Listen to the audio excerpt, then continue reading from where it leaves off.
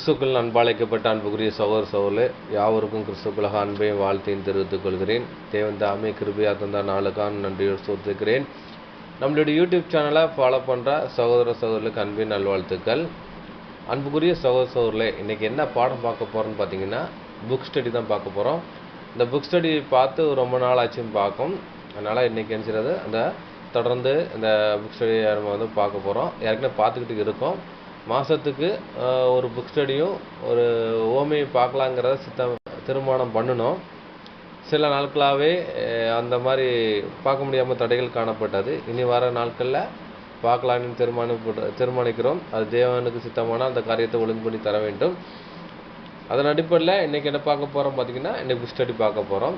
Book study புதுசாக கேட்குறவங்க இந்த புக் ஸ்டடியோட நோக்கம் என்னங்கிற விஷயத்த நம்ம பார்க்க போகிறோம். அது என்னென்னா, புக் ஸ்டடி நோக்கம் என்னென்னா, அதாவது வசனத்தோடைய பேக்ரவுண்டு பார்க்க போகிறோம். அதோடைய வரலாறை மட்டும் பார்க்க போகிறோம். ஆவிக்குரிய அர்த்தங்கள் நம்ம பார்க்க போகிறதில்ல.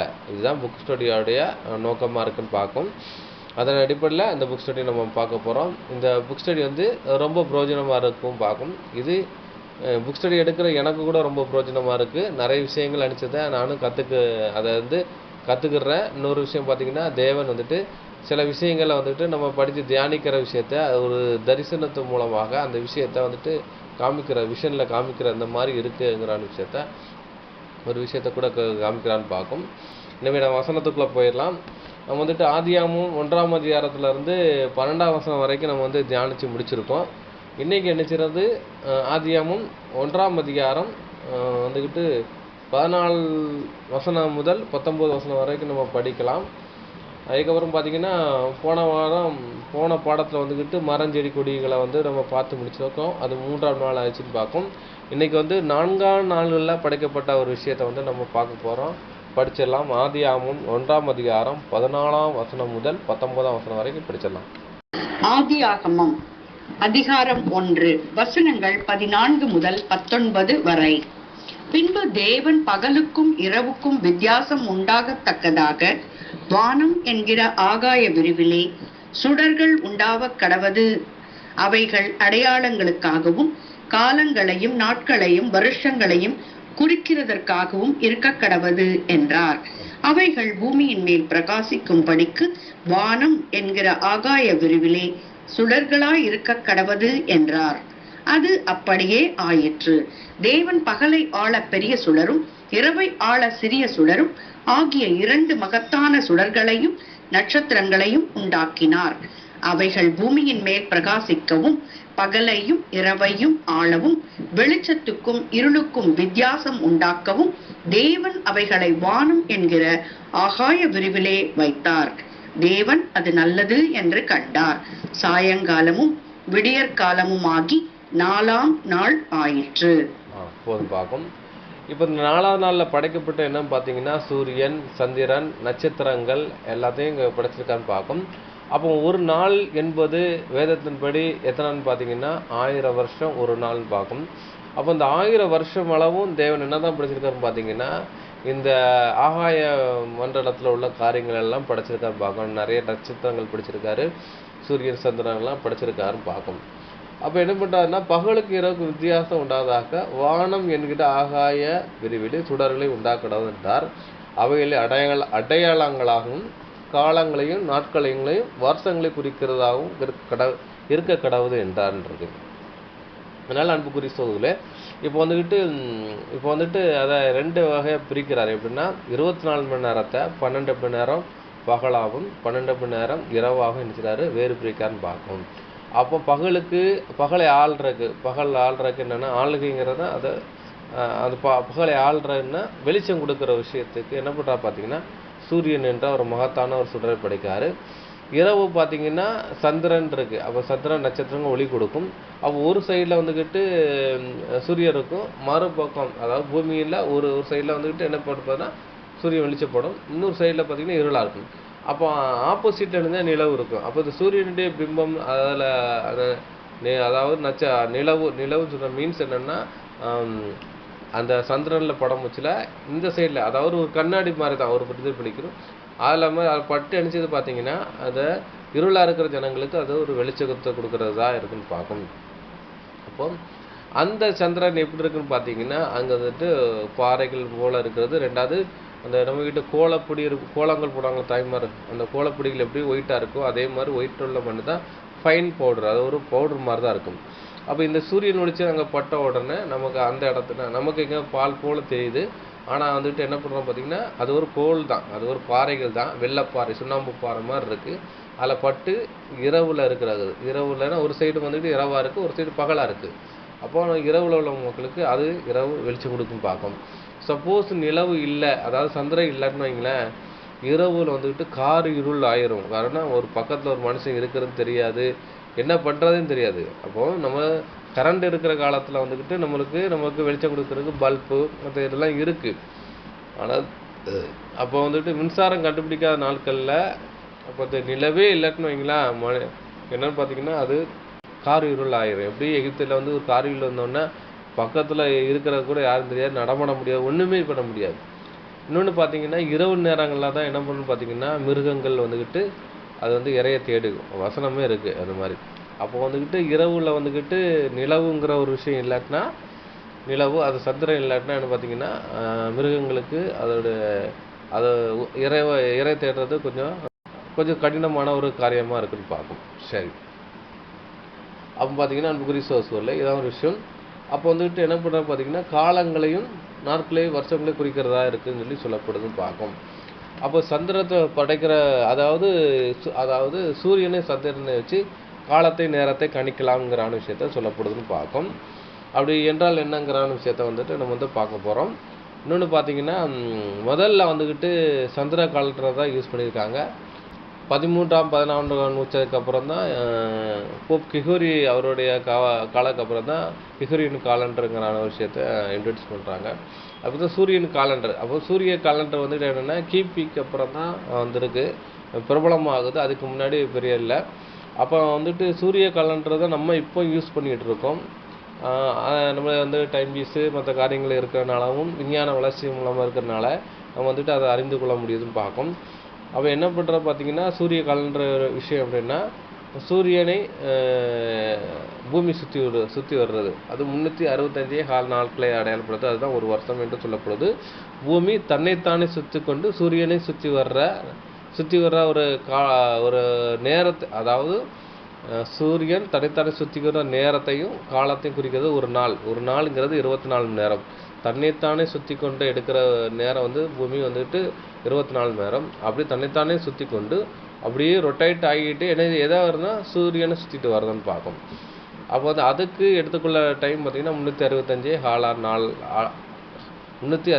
ஹால் நாட்களை அதை வந்துட்டு எடுத்துக்கொள்ளுதுன்னு பார்க்கும்.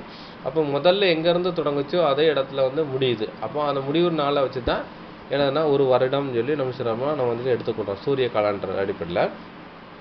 ஆனால் வந்துட்டு சந்திர காலண்டர் விஷயம் பார்த்தீங்கன்னா அப்போ அந்த காலத்தில் சந்திர காலண்டர் யூஸ் பண்ண முச்சில் ரொம்ப ஈஸியாக இருந்துச்சு. எப்படின்னு பார்த்தீங்கன்னா வளர்பிறை 14, தேய்பிறை 16, அமாவாசை, முழு பௌர்ணமிங்கிற விஷயத்தை வந்து பிரிச்சுக்கிட்டாங்க பார்க்கும். வளர்பிறைங்கிற விஷயத்தை என்ன மாதத்துக்கு வந்துக்கிட்டு 30 நாட்கள், அதில் வந்துக்கிட்டு வளர்பிறை அப்படிங்கிற விஷயம் பார்த்திங்கன்னா ஒரு முழு நிலவில் வந்து, அதாவது முழு அமாவாசை கார் இருள் வரும், அமாவாசையிலேருந்து ஸ்டார்ட் ஆகிறது வந்துட்டு வளர்பிறை. அப்படியே சூரியனுடைய பிம்பம் வந்துக்கிட்டு எதில் படும் பார்த்திங்கன்னா இந்த சந்திரனில் படும். அப்போ வந்துட்டு அதில் வந்து கொஞ்சமாக போடும். அப்போமா அதை வந்துட்டு அப்படியே கொஞ்சம் கொஞ்சமாக இன்க்ரீஸ் ஆகிட்டே போகும். எப்படின்னா ஒவ்வொரு நாளும் இன்க்ரீஸ் ஆகிட்டு போகும். அப்போ கொஞ்சம் படுறதுனால ஒரு நாளுங்கிறான விஷயத்த இது பண்ணுவாங்க. அந்த வளர்பிறைங்கிற விஷயம் என்னென்னா அது ஒரு 1ஆம் தேதி எடுத்துக்கிட்டோம்னா 1ஆம் தேதியிலேருந்து 14ஆம் தேதி வரை வளர்பிறை வரும். அதுக்கப்புறம் வந்து முழு நிலவு பௌர்ணமி வரும். அதில் அதுக்கப்புறம் தேய்பிறையும் வரும். அதுக்கப்புறம் அந்த சூரியனுடைய வெளிச்சம் அந்த சந்திரனில் போடுறது குறைஞ்சிக்கிட்டே வரும். அதான் ஒரு நாளுங்கிறான கணக்கு பண்ணி எடுத்து வருவாங்க பார்க்கும். அப்போ வந்துட்டு அப்படியே குறைஞ்சிக்கிட்டே வர்றத அது வந்து தேய்பிறைங்கிறான விஷயத்த வரும். அது எப்போ முடியும் பார்த்தீங்கன்னா அது ஒரு 14 நாள் வரும் பார்க்கும். அப்போ அமாவாசைங்கிறது முழு நிலவு ஒரு நாளுக்கு வரும். அதுக்கப்புறம் பார்த்தீங்கன்னா இந்த முழு நிலவு ஃபுல்லாக டெஸ்ட்ராய் ஆகி, அதாவது அன்னைக்கு வந்துட்டு நிலவு சூரியனுடைய வெளிச்சம் நிலவில் படாது, அதாவது சந்திரனில் படாது, அமாவாசையும் பார்க்கும். அப்போ வந்துட்டு வளர்பிறை 14 தேய்பிறை 14 பார்த்தீங்கன்னா 28 நாள். ஒரு அமாவாசை ஒரு பௌர்ணமி அப்படி சேர்த்திங்கன்னா வந்து 30 நாள் வரும் பார்க்கும். அப்போ 30 பெருக்கல் 12 மாதம் அப்படின்னு பார்த்தீங்கன்னா 360 நாட்களை அடையாளப்படுத்துது. இதை தான் வந்துட்டு சந்திர காலண்டர்லாம் 360 நாளை வந்துட்டு அவங்க வந்து கிடைச்சி இது பண்ணியிருக்காங்க பார்க்கும். இதை வந்துட்டு பார்த்தீங்கன்னா இஸ்ரேலர்களும் இந்த சந்திர காலண்டரை எனக்கு யூஸ் பண்ணியிருக்காங்க. ஏன்னா ஆரம்பத்தில் வந்துட்டு சூரியனை வந்துட்டு கணிக்க முடியல, காலத்தை கணிக்க முடியல. ஏனென்றால் சில நேரத்துக்கு அதை அவங்களுக்கு கிடைக்கிறதுக்கு அந்த மாதிரி அவங்க இது இல்லை. ஆனால் வந்துட்டு பார்த்தீங்கன்னா ஆகாப்பில் சூரிய கடிகாரம்னு சொல்லி அந்த ஷேடோ வச்சு அவங்க வந்து கணிச்சிருக்காங்க பார்க்கும். அது வந்து அதை வந்துட்டு மணி நேரத்தை கணிச்சிருக்காங்க. நாளை கணிக்கிறதுக்கு இது வந்து பேர் உதவியாக இருந்திருக்கு. அதை வச்சு கணிச்சிருக்காங்க பார்த்தீங்கன்னா வந்து கணிச்சிருக்காங்க. ஒரு மேகமூட்டமோ மற்ற மாதிரி வந்துச்சுன்னு வைங்களேன், அதனால் பார்த்திங்கன்னா சூரியன் அதாவது இரவில் அந்த பிம்பம் படாமல் இருக்கலாம். ஆனால் அடுத்த நாளில் வரமுச்சு பார்த்திங்கன்னா அடுத்த நாள் பிம்பம் வந்துடும். அதாவது அந்த அதாவது சந்திரனில் படுற அந்த வெளிச்சம் இன்க்ரீஸ் ஆகி கூடுறத வச்சு அவங்க அந்த நாட்கள் வந்து புரிஞ்சுக்கிட்டாங்க. இன்றைக்கி நம்மளுக்கு காலண்டரும் நம்மளுக்கு வந்துட்டு டைம் பீஸ் வர்றதுனால நம்ம வந்துட்டு சந்திரன் வளர்பிறை தேய்பிறை கொடுத்து கூட தேவையில்லை. ஆனால் அந்த காலத்தில் வந்துட்டு அதுதான் பெரிய இம்பார்ட்டண்டாக இருந்துச்சு. அதை வச்சு தான் கணிச்சிருக்காங்க பார்க்கணும். இதை வந்துட்டு தேவன் வச்சிருக்காரு. இது வந்துட்டு நாட்களை காலங்களை குறிக்கிறதாக எதிர்ச்சிட்டு பார்த்திங்கன்னா அந்த சந்திரா காலண்டர் இருந்துச்சு பார்க்கும். அதை கூட வேதத்தில் இருக்குது, அதை படிச்சிடலாம். சங்கீதம் 104 சங்கீதம் 19 வசனம். சங்கீதங்களின் புஸ்தகம் அதிகாரம் 104 வசனம் 19. சந்திரனை கால குறிப்புகளுக்காக படைத்தார், சூரியன் தன் அஸ்தமனத்தை அறியும். அப்போ சந்திரன் இருக்கிறது, சந்திரனை எதற்கு படைத்தார்னு பார்த்தீங்கன்னா நாள் குறிப்புக்காக படைத்தார் என்னங்கிற விஷயத்தை படித்து சந்திரனை நாள் குறிப்புக்காக படைத்தார், சூரியன் தனது அஸ்தமனத்தை அறியும் இருக்கும். நீர் இருளையே கட்டளையிடுகிறீர், ராக்காலமாகும், அதிலே சகல ஜீவனும் நடமாடும் இருக்கும். அப்போ பார்த்தீங்கன்னா அந்த ராக்காலத்தில் என்ன நடமாடும் பார்த்தீங்கன்னா அதாவது சகல காட்டு மிருகங்களும் ஜீவனும் நடமாடும் இருக்கும். இறை தேட்டது அப்போ தான் போட்டு பார்க்கும். அதனால் அதுக்கு வெளிச்சம் கொடுக்குறதுக்கு என்ன தேவைன்னு பார்த்தீங்கன்னா நிலவு தேவை. அதே மாதிரி பார்த்தீங்கன்னா இன்னைக்குமே இரவில் என்ன பண்ணுறாங்கன்னா மீன்பிடியில் போகிறாங்க பார்க்கும். அப்போ அவங்களுக்கு இந்த நிலவு வெளிச்சம் அவங்களுக்கு ஒரு பேர் உதவியாக இருக்குன்னு பார்க்கும். அப்போ வந்து இரவு வந்துக்கிட்டு நிலவு இல்லாட்டினா அது காரியூரலாக இருக்குன்னு பார்க்கும். அப்போ நிலவு தேவன் நல்லது என்று படைச்சிருக்கான்னு பார்க்கும். நிலவு மீன்ஸ் என்னன்னா அது சந்திரனை அடையாளப்படுத்துன்னு பார்க்கும். ஏதோ ஒரு விஷயம் பகலையும் இரவையும் அளவும் பெரிய வெளிச்சம் இருளையும் அளவும் பகலையும் இரவையும் அளவும் வெளிச்சத்துக்கும் இருளையும் வித்தியாசம் உண்டாக தேவன் அவைகளை வானம் என்ற ஆகாய்விரைகளை அதை வைத்தார், அது நல்லதென்று கிடைத்தார்ன்றது. அப்போ வந்துட்டு பெரிய ஒரு சுடர் சிறிய ஒரு சுடருங்கிற விஷயத்த அங்கே சொல்லப்படுதுன்னு பார்க்கும். அப்போ பெரிய ஒரு சுடருக்கு என்ன பேர் வச்சுருக்காங்க பார்த்தீங்கன்னா சூரியனுங்கிற விஷயத்த பேர் வச்சுருக்குன்னு பார்க்கும். அது வேதத்தில் இருக்குன்னு பார்க்கும். அப்போ பார்த்தீங்கன்னா சூரியனுக்கும் பூமிக்கும் இடையில் உள்ள தூரம் பார்த்தீங்கன்னா தோராயமாக 180 மில்லி கிலோமீட்டர் வந்துட்டு தூரம் இருக்கும் பார்க்கும். சூரியனுக்கும் பூமிக்கும் இடையில் உள்ள தூரம் வந்துட்டு தோராயமாக பார்த்தீங்கன்னா 150 மில்லியன் கிலோமீட்டரு அங்கே சொல்லப்படுது. மைல் கணக்காக அந்த கன்வெர்ட் பண்ண முடிச்சு பார்த்தீங்கன்னா முன்னாடிலாம் மைல் கணக்கு தான் சொல்லியிருக்காங்க. மைல் கணக்கு வச்சு பார்த்தீங்கன்னா 93 மைல் தூரம்ங்கிற விஷயத்த சொல்லப்படுது. அதே மாதிரி சூரியனிலிருந்து பூமிக்கு ஒளி வர தோராயமாக எடுத்துக்கொண்ட நிமிடம் பார்த்தீங்கன்னா 8 நிமிடங்களும் 20 வினாடி ஆகும்னு பார்க்கும். சூரியனிலிருந்து பூமிக்கு ஒளி வர தோராயமாக 8 நிமிடங்களும் 20 நொடியை அதை எடுத்துக்கொண்ட நேரம் ஆகும்னு பார்க்கும். ஒரு இடத்துல வந்துட்டு சூரியன் ஒரு பக்கம் வந்துட்டு பூமியில் படுது, இன்னொரு பக்கம் இரவு இருக்குது. இந்த இரவு வந்துக்கிட்டு அப்படியே வந்துக்கிட்டு பகலாக வரமிச்சில்ல. அப்போ ஒரு மனையில் வந்துக்கிட்டு அந்த வெளிச்சம் வந்து சென்று அடையிறதுக்கு பார்த்தீங்கன்னா அந்த படுறதுக்கு பார்த்தீங்கன்னா அது எவ்வளோ நேரம் எடுத்துக்கிட்டுருக்கா 8 நிமிடங்களும் 20 நொடிகளும் எடுத்துக்கொள்ளுதுன்னு பார்க்கும். அதுக்கப்புறம் பார்த்தீங்கன்னா சூரியனை வந்து எடுத்துட்டாரு பெரிய ஒரு சுடரைங்கிற விஷயத்தை சொல்றாரு. பகலையால் எடுத்தது பெரிய ஒரு சுடரை தேவன் படைத்தார், இரவையால் சிறிய ஒரு சுடரை படைத்தான் இருக்கு. அப்போ அந்த பெரிய சுடரான சூரியனுடைய அகலத்தை பார்ப்போம். எப்படின்னு பார்த்தீங்கன்னா ஒரு எஜ்ஜிலேருந்து ஒரு எஜ்ஜி வரைக்கும். அப்போ ஒரு அகலங்கிற விஷயத்தை நம்ம வந்து கணக்கிட போகிறோம். அப்போது சூரியன்லேருந்து ஒரு எஜ்ஜிலேருந்து ஒரு எஜ்ஜுக்கு வந்துக்கிட்டு அகலத்தை கணிக்க முடிச்சு பார்த்தீங்கன்னா சூரியனுடைய அகலம் பார்த்தீங்கன்னா 13,91,400 கிலோமீட்டர் அதாவது அகலமாக இருக்குன்னு பார்க்கும். சூரியனுடைய அகலம் பார்த்தீங்கன்னா 13,91,400 கிலோமீட்டர் அகலம் பார்க்கும். இதை நம்ம வந்து மைல் கணக்காக நம்ம கன்வெர்ட் பண்ண பார்த்தீங்கன்னா 8,64,600 மைல் தூரம் அதோட அகலமாக இருக்குன்னு பார்க்கும். இது வந்துட்டு பூமியின் அகலத்தை விட 109 மடங்கு பெரிதுன்னு பார்க்கும். அந்த சூரியனின் அகலம் வந்துட்டு சூரியனுடைய அகலத்தை விட 109 மடங்கு பெருசுன்னு பார்க்கும். ரெண்டாவது பார்த்தீங்கன்னா சந்திரன். அதை நம்ம நினைச்சிடும் தமிழில் நிலவுங்கிறான விஷயத்தை நம்ம சொல்கிறோம். சந்திரனுக்கும் பூமிக்கும் இடையில் உள்ள தூரம் பார்த்தீங்கன்னா சராசரியாக சுமார் 3,84,400 கிலோமீட்டர் அப்படின்னு பார்க்கும். அப்போ சூரியனோட இதை வந்து கொஞ்சம் பக்கத்தில் தான் இருக்குது. சூரியன் எங்கே எவ்வளோ டிஸ்டன்ஸ்னா பூமிக்கும் சூரியனுக்கும் உள்ள டிஸ்டன்ஸ் 150 மில்லியன் பார்க்கும். ஆனால் வந்துட்டு சந்திரன் பார்க்கும்போது பார்த்தீங்கன்னா 3,84,400 கிலோமீட்டர் வந்துட்டு பூமிக்கு சந்திரனுக்குள்ள இடப்பட்ட தூரம்னு பார்க்கும். இதை வந்து மைல் கணக்காக கன்வெர்ட் பண்ணும்போது பார்த்தீங்கன்னா 2,38,900 மைல் தூரம் இருக்குன்னு பார்க்கும். சரி, ரெண்டாவது பார்த்தீங்கன்னா சந்திரனை குறித்து பார்க்க போகிறோம். சந்திரனுடைய அகலம் எவ்வளோன்னு பார்க்க போகிறோம். நம்ம சூரியனுடைய அகலத்தை பார்த்துட்டோம். சந்திரனுடைய அகலம் பார்த்தீங்கன்னா 3,474 கிலோமீட்டர் ஆகும் பார்க்கும். சந்திரனுடைய அகலம் சுமார் 3,474 கிலோமீட்டர் ஆகும்.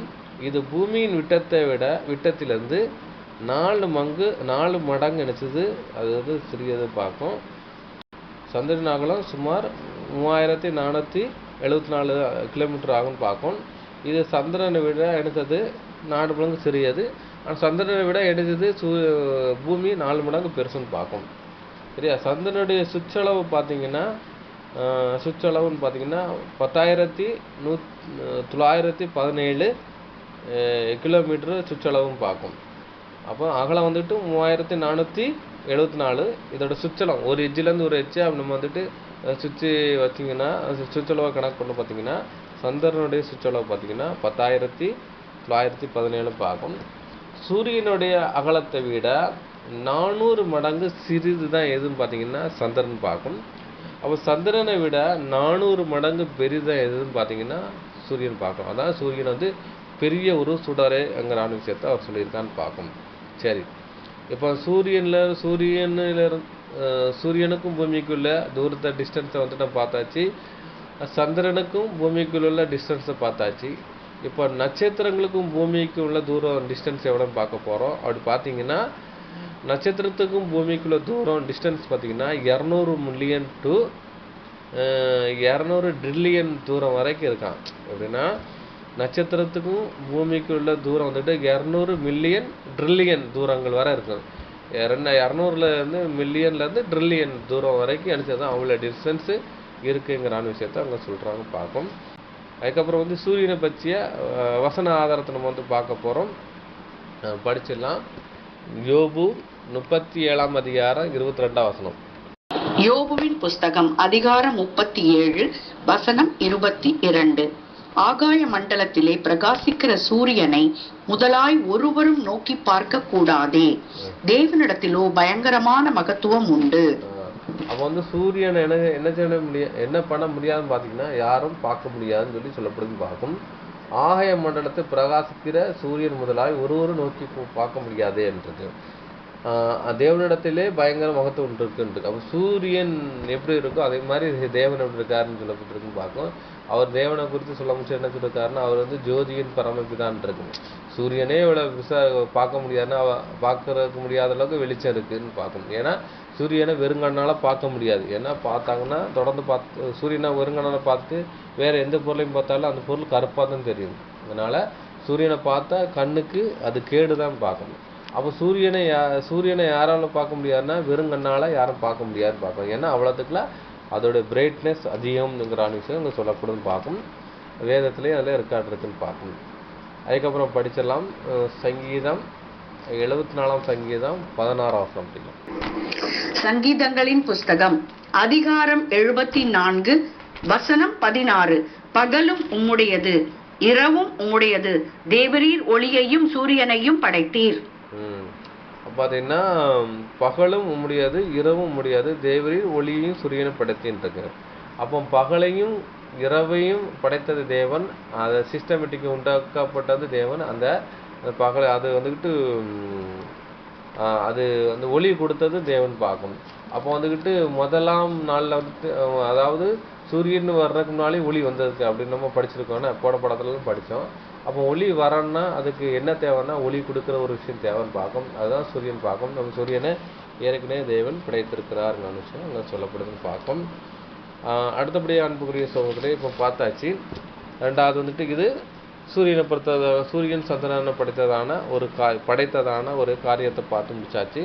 அதுக்கப்புறம் வந்துட்டு ஆதியாகமம் 1ஆம் அதிகாரம் 20ஆம் வசனம் படிச்சிடலாம். ஆதியாகமம் அதிகாரம் 1 வசனம் 20.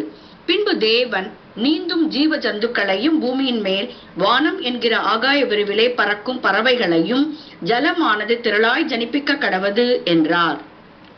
இப்போ வந்துட்டு 4ஆம் நாளில் என்ன படைச்சிருக்கேன்னா அதாவது வெளிச்சம் கொடுக்குற இப்போ இதை எல்லாம் தான் படைக்கிற சூரியன் சந்திரன் நட்சத்திரங்கள் எல்லாம் 4ஆம் நாளில் படைக்கிறார். அது 4ஆம் நாள்னு அப்படின்னா 4ஆம் நாளுக்குள்ள எவ்வளோ நாள் இருக்குன்னு பார்த்தீங்கன்னா அது 1000 வருஷம் அதில் இருக்குன்னு பார்க்கும். இந்த 1000 வருஷம் எதுக்கு செலவழிச்சாருன்னா ஆகாய விரிவில் அந்த சுடர்களையும் சூரியன் சந்திரன் நட்சத்திரங்கள் படைக்கிறதுக்காக கோள்களை படைக்கிறதுக்காக தேவன் அங்கே விஷயங்கள் பண்ணியிருக்கான்னு பார்க்கும். அடுத்தபடி அன்புக்குரிய சகோதரர்களே நம்ம என்ன படித்தோம்னா ஆதியாகமம் 1:20 பின்பு தேவன் நீந்தும் ஜீவ தந்துக்களையும் பூமியின் மேல் வானம் என்ற ஆகாய விரிவிலை பறக்கும் பறவைகளை ஜலமானது திரளான ஜனிப்பிக்க கடவுது என்றான். இப்போ என்ன பண்ணியிருப்பாங்க பார்த்தீங்கன்னா இதில் வந்துட்டு 5ஆம் நாளில் என்ன படைக்காருன்னா நீரில் நீந்தக்கூடிய அந்த மீன்களையும் ஆகாயத்தில் பறக்கிற பறவையும் அனுப்பிச்சிடாத படைக்கிறான்னு பார்க்கும். ஏன் ரெண்டையும் முதல்ல இந்த ஏதாவது ஜீவ மிருகங்கள் படைக்கிறதுக்கு முன்னாடி ஏன் இந்த விஷயங்கள் படைக்காருன்னு பார்த்தீங்கன்னா முதல்ல என்ன படைச்சிருக்காருன்னு பார்த்தீங்கன்னா அங்கே வந்துட்டு அப்போ வந்துட்டு ஃபுல்லாக தண்ணி இருக்குது. தண்ணியை வந்து ஒரு இடத்துல சேர சொல்லிட்டார். அது சமுத்திரம் என்று பேரிட்டிருக்காரு. அதுக்கப்புறம் சேர்ந்த ஜலத்துக்கு சமுத்திரம் என்று பேர் இருக்காரு. வெட்டாந்தரைக்கு அதாவது நிலம் என்று பேர் வச்சிருக்காருன்னு பார்க்கும். சரியா அப்படி இருக்குது. அப்போ வந்துட்டு அதுக்கப்புறம் பார்த்தீங்கன்னா அந்த ஆகாய விரிவை உண்டாகியிருக்கான்னு பார்க்கும். இப்போ வந்து 2 விஷயம் வந்து பண்ணி முடிச்சிருக்காரு. ஒன்று நீரை தனியாக பிரிச்சிருக்காரு. அதுக்கப்புறம் ஆகாயத்தை தனியாக ஆகாய மண்டலத்தில் உள்ள வேலையெல்லாம் பண்ணி முடிச்சிருக்காரு.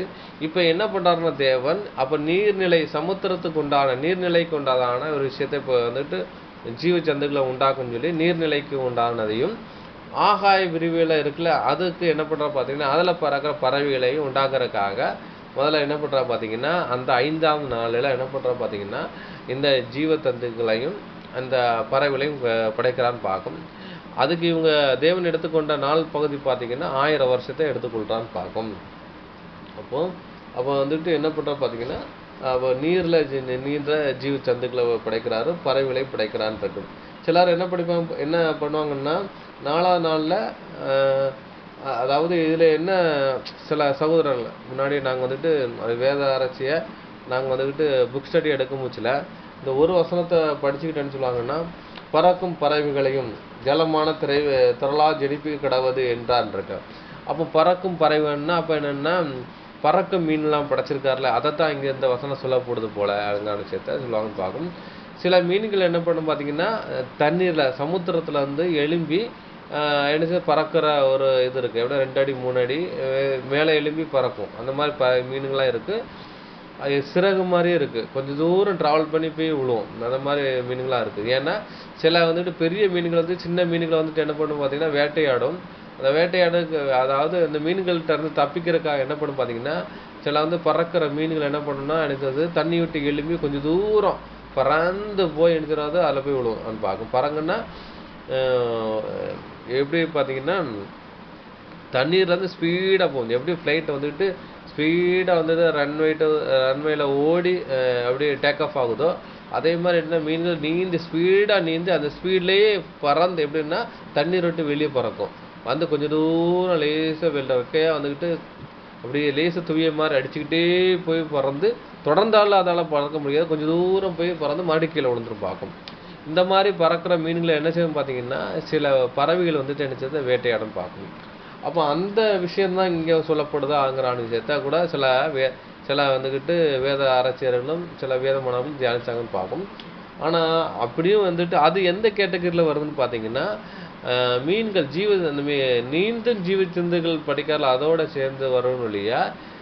இங்கே ஒரே வசனத்தில் 2 விஷயத்தையும் வந்துட்டு சொல்கிறாரு. என்ன சொல்கிறாருன்னா மீன்களையும் படைக்கிறாரு, அந்த 5ஆம் நாளில் அதில் பறவையும் படைக்கிறான்னு பார்க்கும். அதை தான் இங்கே சொல்லப்படுறது இல்லையா. பறக்கும் மீன்களை படைக்கிற மாதிரி இந்த வசனத்தை வந்து நம்ம தப்பான ஒரு ஆங்கிள் எடுக்கக்கூடாதுன்னு பார்க்கும். அப்போ 5ஆம் நாளில் என்ன பண்ணுங்க ஜீவத்தந்துகள், அதாவது நீரில் நீந்துற ஜீவத்தந்துக்களையும் படைக்கிறாரு, பறவைகளை ஆகாய மண்டலத்தை பறக்கிற ரெக்கையை அடித்து கொண்டு பறக்கிற பறவைகளையும் அவர் படைக்கிறான்னு பார்க்கும். சரியா?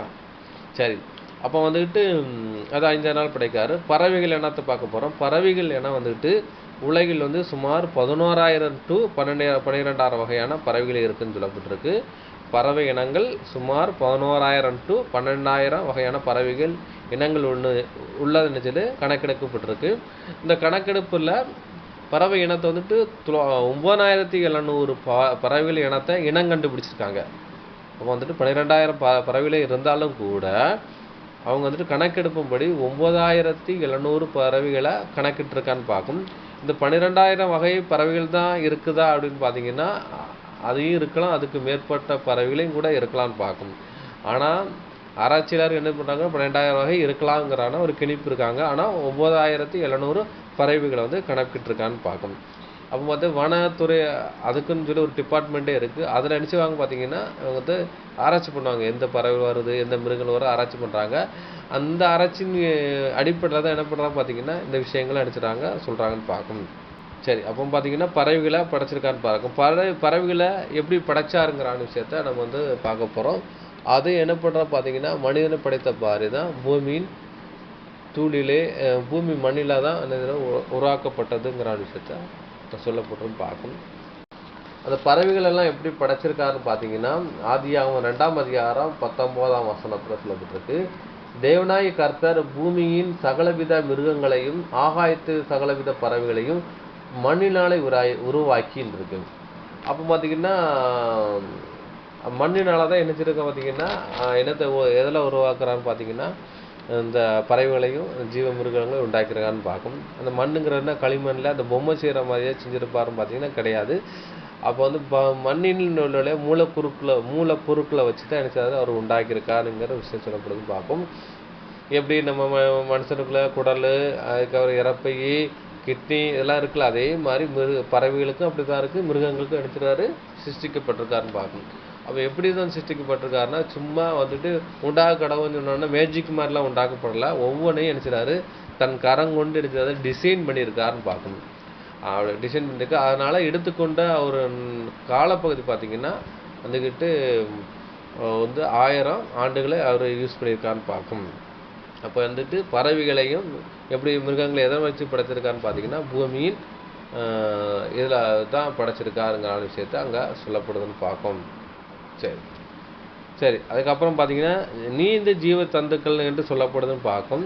அப்போ மீன்கள் எத்தனை இருக்குன்னு பார்த்தீங்கன்னா ஆராய்ச்சியாளர் சொல்ல முடியும். பார்த்தீங்கன்னா எத்தனை மீன்கள் தோராயமாக இருக்குங்கிற விஷயம் சொல்ல முடியல. 2,42,000க்கு மேற்பட்ட கடல் உயிரினங்கள் ஆவணப்படுத்தப்பட்டுள்ளதுன்னு சொல்லியிருக்காங்க. ஆவணப்படுத்த இவ்வளோதான் இருக்கலாங்கிற விஷயத்த சொல்கிறாங்க. மீன்கள் 2,42,000க்கு மேற்பட்ட கடல் உயிரினங்கள் இருக்குதுன்னு சொல்லப்பட்டிருக்காங்க. அதில் பார்த்தீங்கன்னா 2 மில்லியன் இனங்கள் ஆவணப்படுத்தாத அளவுக்கு இருக்குன்னு இருக்கு. ஆவணப்படுத்தாதுன்னா இதெல்லாம் இருக்குன்னு சொல்லி சொல்ல. அப்போ வந்து மீன்கள் வந்து கிட்டத்தட்ட 2 லட்சத்துக்கிட்ட இருக்குன்னு பார்க்கும். அதில் அப்போ இதெல்லாம் அப்போ வந்துக்கிட்டு கிட்டத்தட்ட 5 லட்சம் மீன்கள் இருக்கிற வாய்ப்பு இருக்குன்னு பார்க்கும். ஏன்னா 2,42,000 மீன்கள் ஆவணப்படுத்துறதுக்கு அதை இந்தந்த மீன்கள் இருக்குன்னு சொல்லி ஆவணப்படுத்திருக்காங்க. அதில் வந்து ஆவணப்படுத்தாத மீன்கள், அதோட அந்த மீன்களோட பெயர்கள் அதோட பார்க்க முடியாததுக்கு மீன்களை பார்த்துட்டு நிறைய இருக்குங்கிற விஷயம் சொல்கிறாங்க. அது 2 மில்லியன் மீன்கள் உள்ளன்னு சொல்லி சொல்லப்படுதுன்னு பார்க்கும். அதுக்கப்புறம் பார்த்தீங்கன்னா நீரில் நீந்து பாலிட்டு இனங்கள்ங்கிற விஷயத்தை பார்க்க போகிறோம். எப்படி மனிதன் வந்துக்கிட்டு ஒரு பாலியூட்டி இனத்தை சேர்ந்தவன், அதே மாதிரி ஆடு மாடு குரங்கெல்லாம் பாலியூட்டி இனத்தை சேர்ந்தனா குட்டி போட்டு பால் கொடுக்குற விஷயம். அதே மாதிரி பார்த்தீங்கன்னா கடல் உயிரினங்கள் நீர்நிலையில் வாழ்கிற சில மீன்களும் என்ன பண்ணுறோம் பார்த்தீங்கன்னா பாலூட்டி இனங்களாக இருக்குன்னு பார்க்கும். அப்படி இருக்கிற மீன்கள் என்னன்னு பார்த்தீங்கன்னா பாலூட்டி வகையை சேர்ந்தது என்னன்னு பார்த்தீங்கன்னா திமிங்கலம், டால்பின், அதுக்கப்புறம் கடல் சிங்கம், அதுக்கப்புறம் கடல் நாய் போன்ற விலங்குகள் வந்துட்டு பாலூட்டி இனங்கள் என்று சொல்லப்படுது. அது குட்டி போட்டு பால் கொடுக்குற ஒரு இனத்தை சேர்ந்ததுன்னு பார்க்கும். அதுக்கப்புறம் பார்த்தீங்கன்னா மூன்றாவது ஊர்வன சொல்லி சொல்லப்பட்டிருக்கு. அதான் நீரிலே நிலத்தில் வாழக்கூடியது அப்படின்னு பார்த்தீங்கன்னா கடல் ஆமைகளும் கடல் பாம்புகள் மற்றும் கடல் முதலைகள். பார்த்தீங்கன்னா முதலைகள் ஆமைகள் அப்படின்னு பார்த்தீங்கன்னா கடல்லையும் நீந்தி நிலத்துலையும் வாழ வேண்டியது. சில ஆமைகள் வந்துட்டு பார்த்தீங்கன்னா நீரில் வாழாமல் காட்டு ஆமைன்னு இருக்கும், காட்டுக்குள்ளேயே கடந்து வாழ்றக்கூடிய ஒரு ஆமைகள் இருக்குன்னு பார்க்கும். அப்போ நீரிலே நிலத்திலே வாழக்கூடியது கடலாமை, கடல் பாம்பு, அதுக்கப்புறம் பார்த்தீங்கன்னா முதலைகள் இனங்கள்ல இருக்குன்னு பார்க்கும். அப்போ வந்துட்டு அதுக்கப்புறம் நீரில் வந்துக்கிட்டு முதுகெலும்பு இல்லாத அச்சது என்னங்கிற விஷயத்தை பார்க்க போகிறோம். அதில் பார்த்தீங்கன்னா நண்டு வகைகள், இறால்கள், நட்சத்திர மீன்கள், கடல் புழுக்கள், பவளப்பாறை மற்றும் ஜெல்லி மீன்களை வந்துக்கிட்டு பார்த்தீங்கன்னா முதுகெலும்பு இல்லாதவைன்னு இருக்கு பார்க்கும். முதுகெலும்பு இல்லாத மீன்கள் என்னென்னா நண்டு, இறால், ஸ்டார் மீன் சொல்லப்பட்ட அந்த நட்சத்திர மீன், கடல் புழுக்கள், பவளப்பாறைங்கிறது அதுவும் ஒரு உயிரும் பார்க்கும் பாறை மாதிரியே இருக்கும். அது ஒரு மீன் இனத்தை சேர்ந்தது. ஜெல்லி ஃபிஷ்ன்னு பார்க்கும். இதெல்லாம் முதுகெலும்பு இல்லாத ஒரு மீன் இனத்தை சேர்ந்ததுன்னு பார்க்கும். அடுத்தபடி அன்புக்குரிய சகோதரர்களே, அதுக்கப்புறம் கடலில் என்னெல்லாம் இருக்குன்னு பார்த்தீங்கன்னா கடல் தாவரங்கள் இருக்குன்னு பார்க்கும். அதில் பார்த்தீங்கன்னா கடல் பாசி, அதுக்கப்புறம் புல்வெளிகள் இருக்கும். புல்வெளிங்கிற விஷயம் என்னென்னு பார்த்தீங்கன்னா எப்படி நிலப்பரப்பில் புல்வெளி இருக்கோ அதே மாதிரி பார்த்தீங்கன்னா கடலில் நிறைய புல்வெளிகள் இருக்குன்னு பார்க்கும். நம்மளே நிறைய டிஸ்கவரி சேனலில் சில வந்து அந்த இதில் காட்டுவான். அந்த மாதிரி இருக்கும் பட்சம் பார்த்தீங்கன்னா இந்த புல்வெளி இருக்கும். மற்றும் குரோவை காடுகள் இருக்கும். குரோவை காடுகள் இருக்கும். எப்படி நிலத்தில் வந்துக்கிட்டு மலையில் முகோடுக்குள்ளே அந்த மரச்செடி இருக்கோ அதே மாதிரி சமுத்திரத்துக்குள்ளேயும் ஒரு மலை அது பாறைகள் இருக்கும். பாறைகள் அதுக்குள்ளே எப்படின்னா அது காடு போடுறதான ஒரு பெரிய புல்வெளிகள் அந்த மாதிரிகள் இருக்குது. எப்படி நிலப்பரப்பில் குகை மாதிரி இருக்கோ அதே மாதிரி சில பாறை இடுக்குகளில் சில மீன்கள் எடுத்து வாழும் பார்க்கும். அந்த மாதிரி ஒரு காடு போன்றதான ஒரு சூழ்நிலை என்ன எதுக்குன்னு பார்த்தீங்கன்னா அந்த புல்வெளிகள் கடலுக்குள்ளேயும் இருக்குன்னு பார்க்கும். அது வந்துக்கிட்டு மீன்கள் வாழ்கிறக்கூடிய ஒரு வாழ்வாதாரமாக இருக்குன்னு பார்க்கும். இந்த மாதிரி இடத்துல தான் மீன்கள் வந்துட்டு நினச்சது குஞ்சு பொரிக்குன்னு பார்க்கும். சில இடத்துல பார்த்தீங்கன்னா இந்த மாதிரி இல்லாத இடங்கள் என்ன பண்ணுவாங்க பார்த்தீங்கன்னா சில கல்லுகளை செஞ்சு அடிச்சுறாங்கன்னா இப்போ உள்ள கவர்மெண்ட்டுகள் போய் அதில் போடுறாங்கன்னு பார்க்கும். அதுக்கப்புறம் நிறைய டயர்கள் அந்த மாதிரி போடுறாங்க. சில வந்துக்கிட்டு பார்த்தீங்கன்னா கப்பல்கள் வந்துட்டு தாழ்ந்து போயிருக்கும். அந்த மாதிரி கப்பல்களில் போய் அந்த இடையில போய் எனது மீன்கள் குட்டி போட்டு இனப்பறக்கம் பண்ணுதுன்னு பார்க்கும். இந்த மாதிரி புல்வெளிகள் இந்த பவளைப்பாறைகள் இருக்கிறனால மீன்கள் வந்துட்டு இனப்பறக்கம் செய்யவும் அதுக்கப்புறம் இணை விருத்தியாகி குஞ்சு பொரிக்கிறதுக்கு அந்த இடங்கள் ரொம்ப ஏதுவாக இருக்குன்னு பார்க்கும். ஒரு விஷயம். அதுக்கப்புறம் பார்த்தீங்கன்னா மீன்களை 2 வகைப்படுத்தலாம். ஒன்று பார்த்தீங்கன்னா சிறகும் செதில் உள்ள மீன்கள், ரெண்டாவது பார்த்தீங்கன்னா சிறகும் செதில் இல்லாதவைகள்னு சொல்லப்பட்டிருக்கு. சிறகும் செதில் உள்ள மீன்கள் அப்படின்னு பார்த்தீங்கன்னா இந்த சால மீன் அந்த மாதிரி பார்த்தீங்கன்னா செதில் இருக்குன்னு பார்க்கும். அந்த மாதிரி சில மீன்கள் வெரைட்டிஸ் இருக்குது. செதில் இல்லாத மீன் பார்த்தீங்கன்னா சிறகு இருக்கும், நீந்திரக்கு சிறகு இருக்கும்.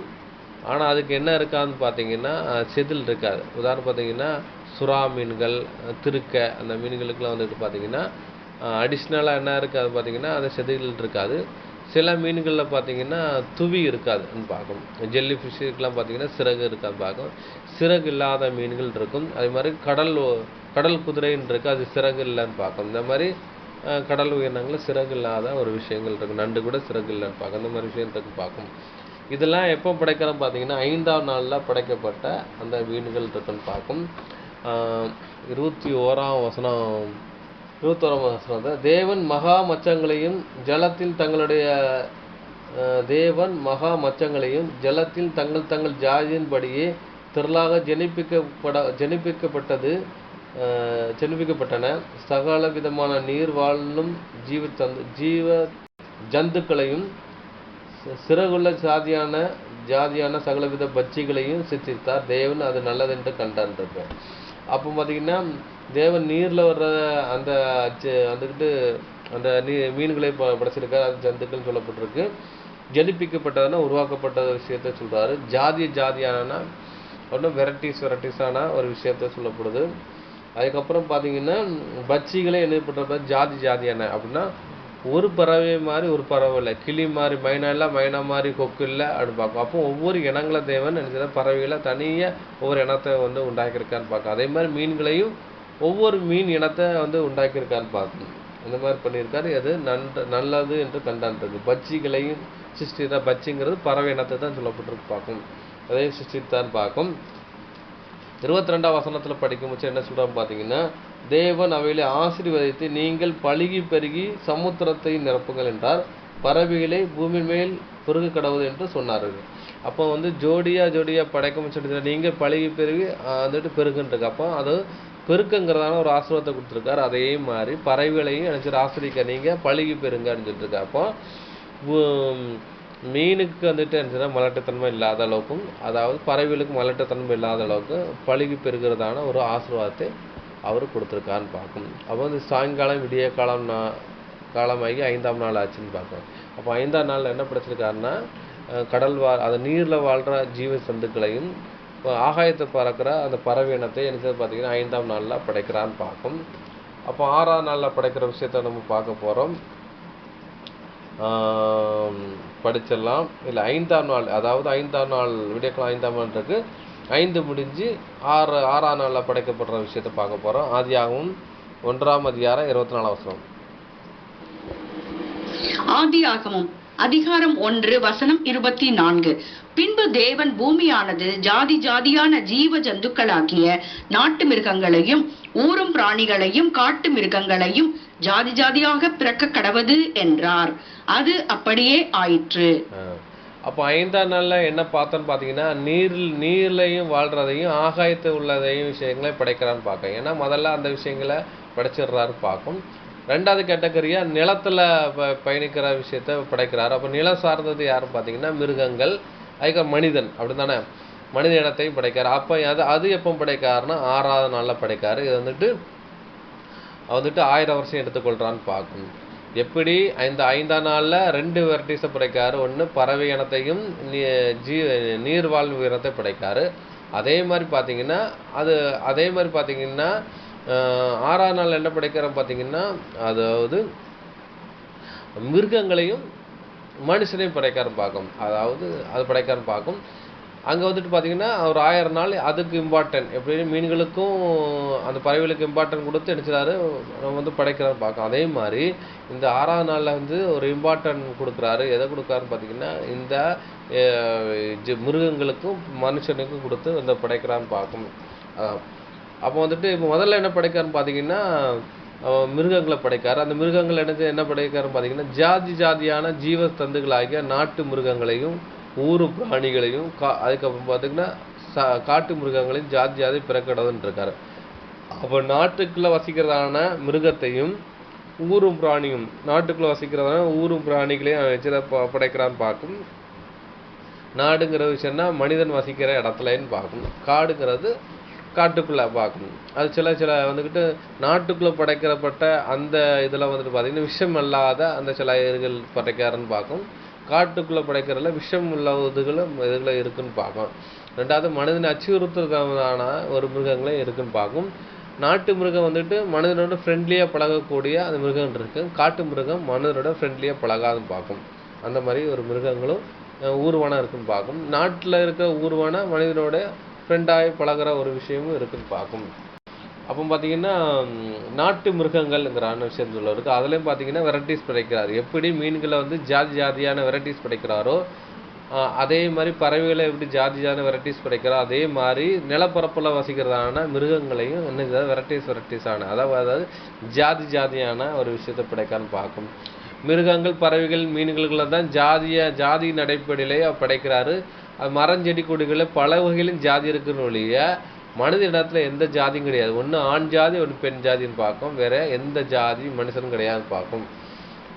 மனிதனை வந்துக்கிட்டு ஆதாம் ஏவாளுங்கிறான விஷயத்த படைக்க ஆண் ஜாதி பெண் ஜாதி படைக்காரு.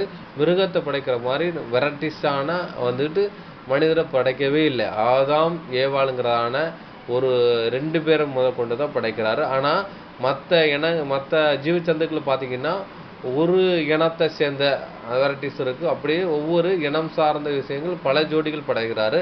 மனிதன்கிறான படைக்கும் பட்சத்தில் ஒரு இனம்தான் படைக்கிறாரு. அது ஆண் ஜாதி பெண் ஜாதிங்கிறான ஒரு விஷயத்தை மட்டும்தான் படைக்கிறாருன்னு பார்க்கும். அப்போ நாட்டு மிருகங்கள் விஷயத்து ஆரம்பிச்சு பார்த்தீங்கன்னா அது நாய், பூனை, ஆடு, மாடு, கழுதைகள், ஒட்டகங்கள், குரங்கு, குதிரை, அணில், முயல், எலிகள்ங்கிறான விஷயத்த நாட்டில் வாழ்கிற அந்த மிருகங்களை அடையாளப்படுத்தும் பார்க்கும். ஆடு, மாடு ஆடும் பக்கத்தில் மனிதருக்கு பால் கொடுக்குற விஷயமும் விவசாயத்துகளுக்கு பயன்படுத்துகிற மாதிரி இருக்குன்னு பார்க்கும். நாய் நன்றி உள்ளது. பூனை வந்துட்டு மனிதனோட வாழ்கிற விஷயமும், அதுக்கப்புறம் கழுதை மனிதனுக்கு பொதி சுமக்கிறதுக்காகவும், ஒட்டகங்கள் மனிதனுக்கு கால்நடையாகவும் உதவி இருக்குன்னு பார்க்கும். குதிரை வந்துட்டு மனிதனுக்கு கால்நடையாக அது கால்நடை உதவி இருக்குது. அது அவங்களுக்கு வந்துட்டு ஒரு அதாவது ஒரு வாகனமாக செயல்பட்டதுன்னா ஒட்டகம், கழுதை, குதிரைகள்லாம் நினைச்சது மனிதனுக்கு ஒரு வாகனம் மாதிரி அங்கே பயன்படுத்தப்பட்டிருக்கு. அதுக்கப்புறம் மனிதனுக்கு அந்த இது என்ன வாழ்வாதாரத்துக்கு உதவியாகவும் அது செயல்பட்டிருக்குன்னு பார்க்கும். ஆடு, மாடு வந்துட்டு உணவுக்காக வந்துக்கிட்டு கூட ஒன்று இருக்குது. ரெண்டாவது பார்த்தீங்கன்னா ஆடு மாடில் பால் வேறு கொடுத்துருக்கு. இன்னொன்று வந்துட்டு விவசாயத்துக்கு பேருதவியாக அங்கே இருக்குன்னு பார்க்கும். இந்த வகையிலும் பார்த்தீங்கன்னா என்ன பண்ணுற பார்த்தீங்கன்னா ஜாதி, இப்போ ஜாதியான இருக்கும். அப்போ நாட்டு மிருகங்களில் ஜாதியான மிருகங்களும் படைக்கப்பட்டிருக்கு. நாயின்னு பார்த்தோன்னா எண்ணச்சமான விதத்தில் நாய் இனங்கள் இருக்குன்னு பார்க்கும். பூனை இனத்துலேயும் அந்த மாதிரி இருக்குது. ஆடு இனத்துல அதே மாதிரி இருக்குது. மாடுன்னு பார்த்தீங்கன்னா எரும மாடு இருக்குது. வெரைட்டிஸ் நிறைய வெரைட்டிஸ் மாடுகளாக இருக்குன்னு பார்க்க. கழுதையிலையும் அப்படி தான் இருக்குது, ஒட்டகங்களையும் அப்படி தான் இருக்குது, குதிரையிலையும் அப்படி தான் இருக்குது. குரங்கு வகையிலையும் நிறைய ஜாதியான ஒரு குரங்குகள் இருக்குது. அணில் வகையிலையும் இருக்குது, முயல்களையும் இருக்குது, எலிகளையும் இருக்குது. இந்த மாதிரி அந்தந்த இனத்தில் அதிகமான நிறைய இனங்களை வெரைட்டிஸே ஒன்று பண்ணியிருக்கான்னு பார்க்கணும். அதே மாதிரி பார்த்தீங்கன்னா நாட்டு பறவைகள் இருக்குது. ஆனால் நாட்டு பறவைகள் சொல்லாமல் பறவைகள்னு சொல்லப்பட்டிருக்கு.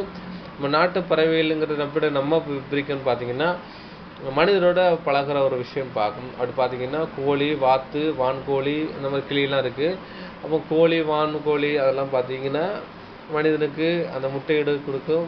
அது அவங்களுக்கு உணவுக்காகவும் அது இருக்குன்னு பார்க்கும். இப்போ பார்த்தீங்கன்னா நமக்குள்ள கோழி இருக்குன்னு பார்க்கும். அது முட்டையிடுது. அது மனிதனுக்கு அது வந்து உணவுக்காக அது கொடுக்கப்படுது. அது வந்துக்கிட்டு உணவு சங்கிலியில் அது ஒரு பிரதானமாக ஒரு முட்டை காணப்படுதுன்னு பார்க்கும். அப்போ கோழி வந்துக்கிட்டு நம்மளுக்கு உணவு சங்கிலியில் நம்ம அது ஒன்றாக நமக்கு அமையுதுன்னு பார்க்கும். அதுக்கப்புறம் காட்டு மிருகங்கள் பார்த்தீங்கன்னா சிங்கம், புலி, கரடி, யானை, ஒட்டகம், சிவிங்கி, சிறுத்தைன்னு இருக்குன்னு பார்க்கும்.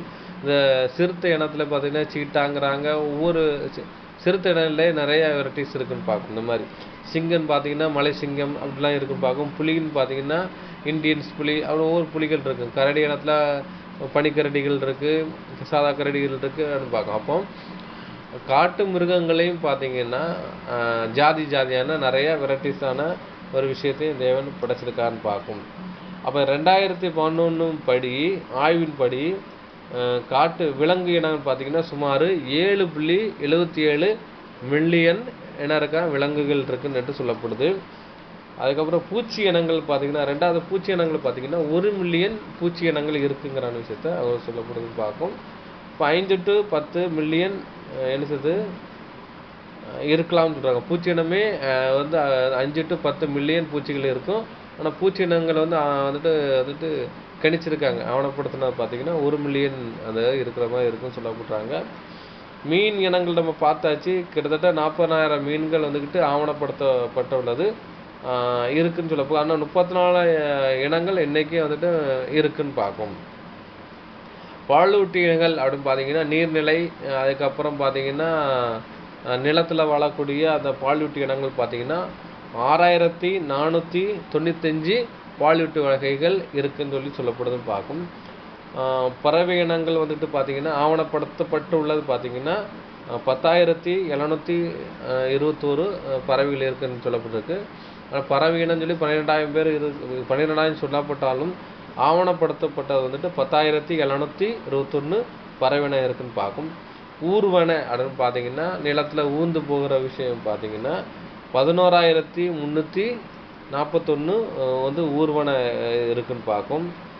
அதுக்கப்புறம் ஆம்பிலியன்ஸ்ன்னு சொல்கிறோன்னா நீர்லையும் நிலத்தில் வாழக்கூடிய உயிரினம் பார்க்கும். ரெண்டாவது அப்படி நீரிலே நிலத்துல வாழக்கூடிய அந்த அந்த மிருகங்கள் அந்த ஊர்வன லிஸ்ட் பார்த்தீங்கன்னா 8579 அந்த நீரில் நிலத்தக்கூடிய வாழக்கூடிய ஜீவ சந்துக்கள் இருக்குன்னு பார்க்கும்.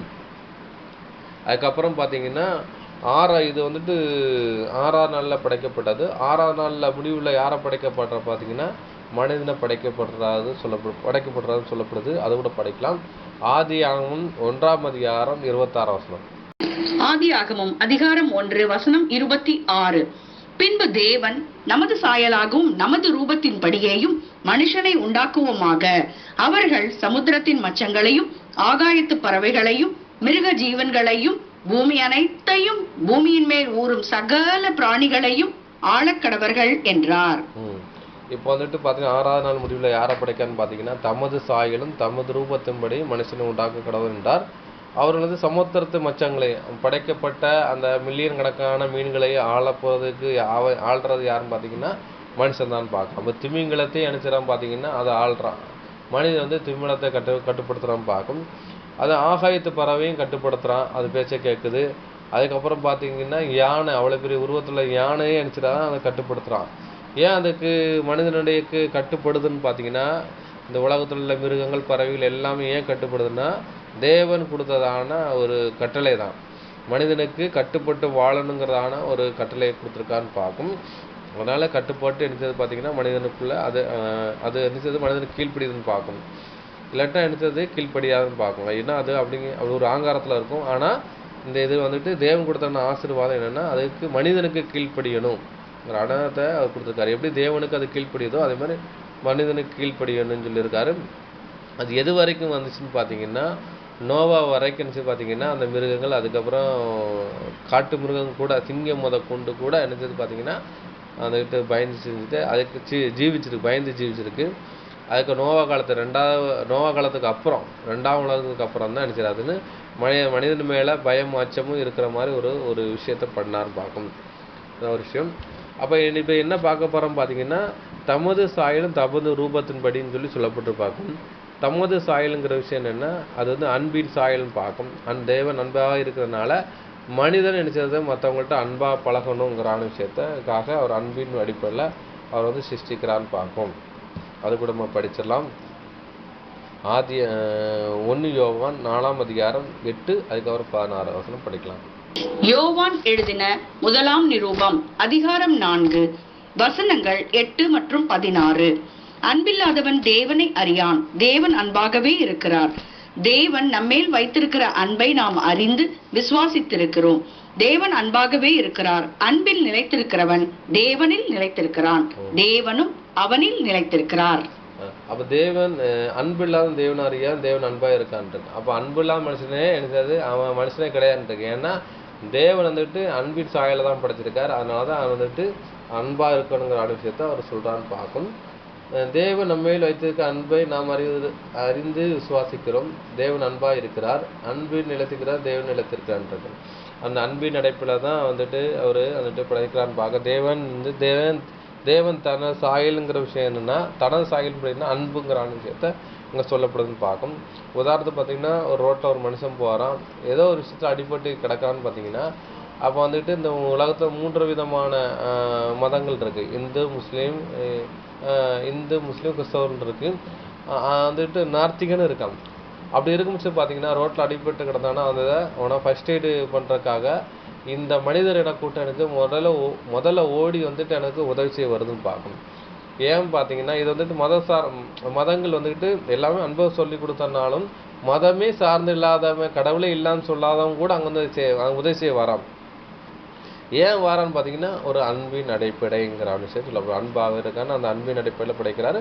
அது மனிதனுக்கு அதிகமாக படைச்சிருக்காரு. ஆனால் பறவைகள் மிருகங்களுக்கு அதுக்கும் கொஞ்சம் இருக்கு. ஆனால் மனிதனுக்கு கொடுத்த மனமான ஒரு அன்பு அந்த அளவுக்கு அளவச்ச அன்பு அது கிடையாதுன்னு பார்க்கணும். அப்போ அன்பின் சாயலாக தான் தேவன் படைச்சிருக்காருங்கிற விஷயம் சொல்லப்படுதுன்னு பார்க்கணும். அப்போ வந்து அதான் சாயல் இருக்கு. சாயல் என்னங்கிற விஷயத்தை பார்க்கலாம். என்னாகமம் 12ஆம் அதிகாரம் 8ஆம் வசனம். என்னாகமம் அதிகாரம் 12 வசனம் 8. நான் அவனுடன் மறைபொருளாக அல்ல, முகமுகமாகவும் பிரத்யட்சமாகவும் பேசுகிறேன். அவன் கர்த்தரின் சாயலை காண்கிறான், இப்படி இருக்க நீங்கள் என் தாசனாகிய மோசேக்கு விரோதமாய் பேச உங்களுக்கு பயமில்லாமல் போனதென்ன என்றார். அப்ப கர்த்தரின் சாயலை காண்கின்றான் விஷயத்த அங்க சொல்லப்படுதுன்னு பார்க்கும். நான் அவனோட மறைபொருளா அல்ல, முகமுகமாகவும் பிரச்சயமாகவும் பேசுகிறேன், பிரச்சித்தமாகவும் பேசுகிறேன். அவன் கர்த்தருடைய சாயலை காண்கிறான். இப்படி இருக்க நீங்கள் என் தாசனாகிய மோசேக்கு விரோதமாக பேச உங்களுக்கு பயம் இல்லைன்றது. அப்போ கர்த்தருடைய சாயலை காண்கின்றான் இருக்கு. அப்போ வந்துட்டு கர்த்தரின் சாயல் அங்கிற விஷயம் பார்த்தீங்கன்னா இங்கே அப்படின்னா இங்கே வந்துட்டு பழைய ஏற்பாட்டு முறையெல்லாம் வந்துட்டு பார்த்தீங்கன்னா அங்கே கர்த்தராக இயேசு கிறிஸ்துவோட பேசுகிறாரு. அப்போ பிதாவினுடைய பிரதிபலிப்பாக யார் இருக்கான்னு பார்த்தீங்கன்னா நம்ம ஆண்டவராக இயேசு இருக்கான்னு பார்க்கும்போது அங்கே வந்துட்டு அதை சொல்கிறாரு, கர்த்தருடைய சாயல்னு காக்குறேன் அப்படின்னா அந்த ஒரு அவன்கிட்ட அன்பாக ட்ரீட் பண்ணுறாரு. அதே மாதிரி பார்த்தீங்கன்னா அவன் கர்த்தருடைய சாயல்னா முகம் பேசுகிற கர்த்தருடைய ரூபத்தை நேரில் பார்க்குறான்னு சொல்லப்படும். இன்னொன்று பார்த்தீங்கன்னா சாயலுங்கிறது மாதிரிங்கிற விஷயத்த அங்கே சொல்லப்பட்டிருக்கு. அப்போ சாயலுங்கிற விஷயம் என்ன சொல்கிறோம்னா ஒரு ஆளை பார்க்குறோம்ல, இந்த சாயலில் இருக்கான்னு சொல்கிறோம்ல, அதே மாதிரி தான் ஒரு பார்க்குறன்னு பார்க்கும். ஆனால் சாயலுங்கிறது அன்பை அடையாளப்படுத்துன்னு பார்க்கும், அது அன்பை அடையாளப்படுத்துது. இன்னொன்று ரூபத்தை கூட அடையாளப்படுத்துன்னு பார்க்கும். இந்த சாயலுங்கிற விஷயத்த நம்ம வந்து பார்க்க போகிறோம். அதை படிக்கலாம். நியாயாதிபதியில் கூட பார்க்கலாம். நியாயாதிபதிகள் 13ஆம் அதிகாரம் 6ஆம் வசனம். நியாயாதிபதிகள் அதிகாரம் 13 வசனம் 6.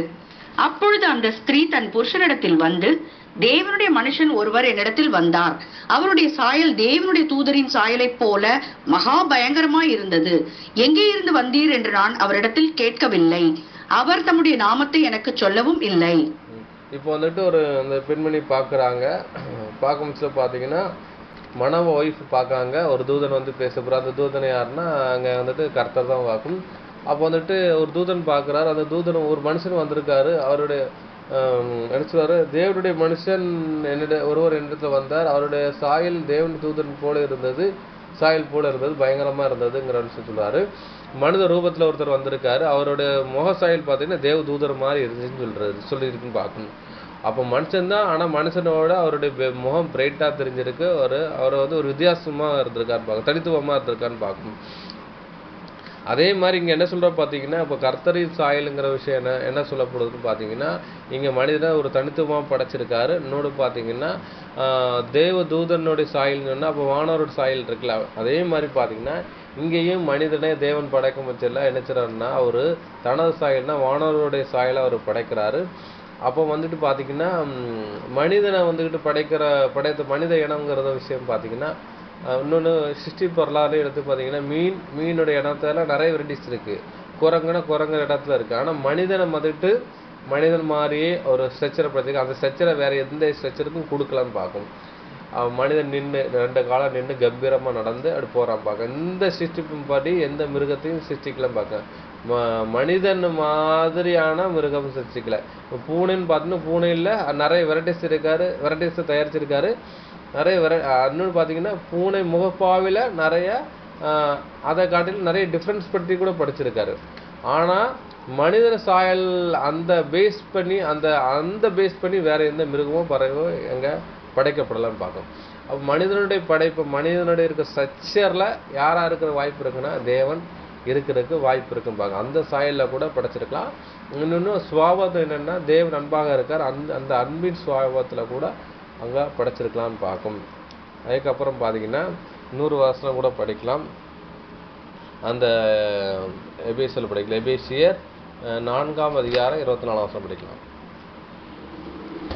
எபேசியருக்கு எழுதின நிருபம் அதிகாரம் 4 வசனம் 24. மெய்யான நீதியிலும் பரிசுத்தத்திலும் தேவனுடைய சாயலாக சிருஷ்டிக்கப்பட்ட புதிய மனுஷனை தரித்துக் கொள்ளுங்கள். இங்க பாத்தீங்கன்னா ஒரு ஸ்ட்ரக்சர் அந்த சாயலுங்கிறது தேவன் மனுஷன் மாதிரியான ஒரு சாயலா கூட இருந்திருக்கலாம். இன்னொன்று வந்து ஒரு அன்பின் சாயலா கூட அங்க படைச்சிருக்கலாங்கிறான 2 அர்த்தப்படுதுன்னு பார்க்கும். அவன் எபேசியர் 4:24 படிக்கும் முச்சில பார்த்தீங்கன்னா மெய்யான நீதியிலும் பரிசுத்தத்திலும் தேவனுடைய சாயலாக சிருஷ்டிக்கப்பட்ட மனுஷனை தரித்து கொட்டுங்க. அப்போ வந்துக்கிட்டு தேவனுடைய சாயல் எப்படி இருக்குன்னு பார்த்தீங்கன்னா நீதி நியாயங்கிறான ஒரு நீதி நியாயம் பரிசுத்தங்கிறான விஷயத்த சொல்லிருக்கன்னு பார்க்கும். அதே மாதிரி தேவன் ஒரு மனுஷனை படிக்கும் போச்சுன்னா அவன் இதயத்தில் நீதியாக நடக்கக்கூடியவும் ஒரு பரிசுத்தமான ஒரு வாழ்க்கையை வாழக்கூடிய ஒரு வாழ்க்கை தரத்தை தான் மனுஷன்ட்ட படைச்சிருக்கான்னு பார்க்கணும். எப்படி ஒரு நாய் இருக்குது, அந்த நாய் அடிச்சது இன்னொரு நாயோட இனப்பெருக்கம் செஞ்சுக்கும், அப்படி தானே? சில மிருகங்கள் அப்படி பண்ணாது, அந்த மாதிரிலாம் இருக்குது. ஆனால் ஒரே பேரில் வாழும். ஆனால் மனிதனை இப்போ என்ன சொல்கிறது பார்த்தீங்கன்னா, நீதினா தனது மனைவி தனது மனைவி கூட தான் சேர்ந்து வாழணும், அடுத்த மனைவிட்ட சேரக்கூடாது. நீதி. பரிசுத்தம்னா பாவம், அதாவது கட்டளை மீறிய பாவம் அப்படின்னு சொல்லப்பட்டிருக்கு. அந்த மாதிரி மீளக்கூடாதுங்கிறான ஒரு விஷயத்தோடு நினைச்சிருக்காரு, படைக்கப்பட்டிருக்காரு.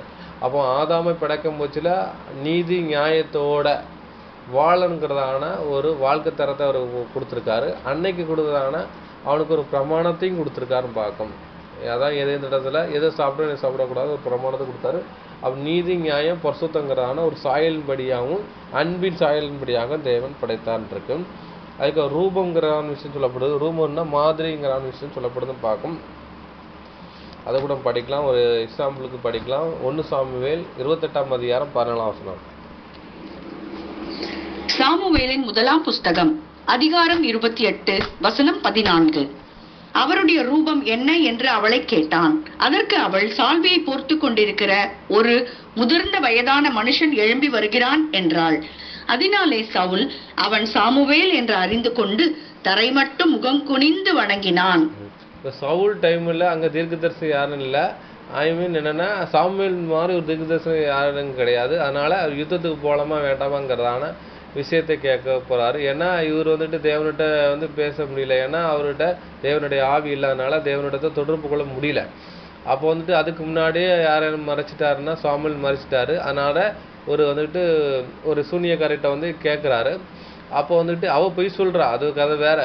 அப்போ ஒருத்தர் எழுப்பி வராரு. ஒருத்தர் நான் என்னை வல்லமையினால ஒருத்தர் எழுப்புன்னா அவர் அவர் போய் சொல்றா.